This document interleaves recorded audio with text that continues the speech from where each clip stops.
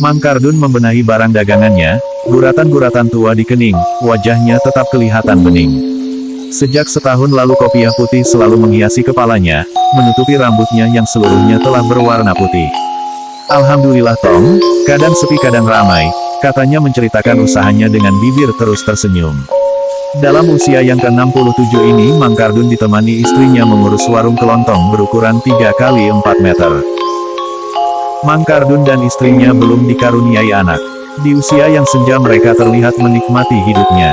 Toko kelontong yang ada di depan rumahnya yang ada di sebuah gang kecil di Bekasi itu jadi satu-satunya penopang kebutuhan hidup mereka sehari-harinya. Ini kenang-kenangan dari Mekah, menunjuk ke kopiah putihnya. Mang Kardun dan istrinya memang pergi ke Tanah Suci tahun lalu. Dari dulu Mamang ingin pergi haji, lanjutnya. Hal ini membuatnya berkomitmen untuk menabung sedikit demi sedikit dari hasil penjualan barang-barang di warungnya.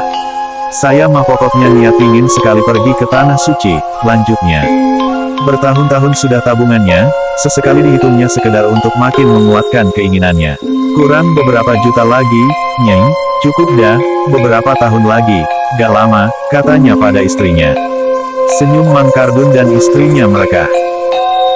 Terbayang ia bersama istrinya akan bertawaf keliling mengucapkan talbiyah, labaik Allahumma labaik.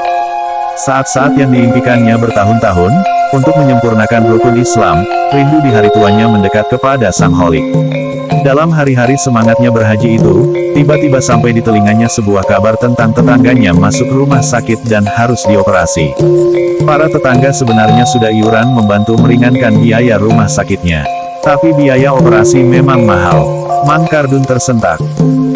Terbayang olehnya uang tabungannya untuk biaya haji dapat membantu operasi tetangganya yang tak berpunya. Haji ibadah, sedekah juga ibadah, gak apa sedekahkan uang kita untuk berobat.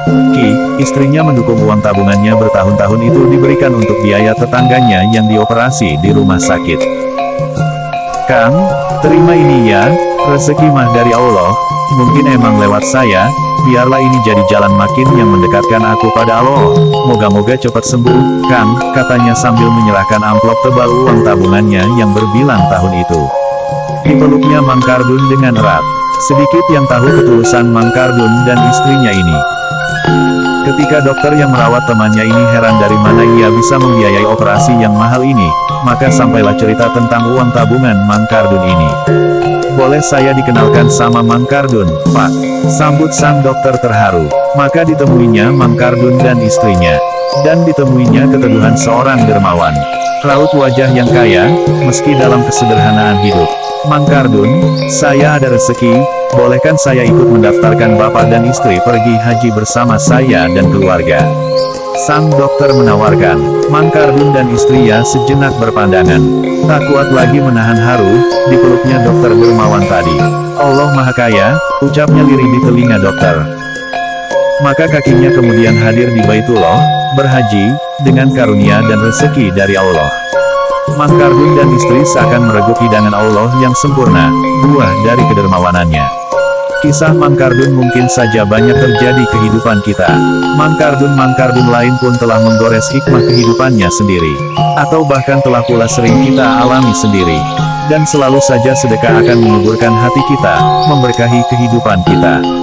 Maka mengapa kita menunda sedekah kita?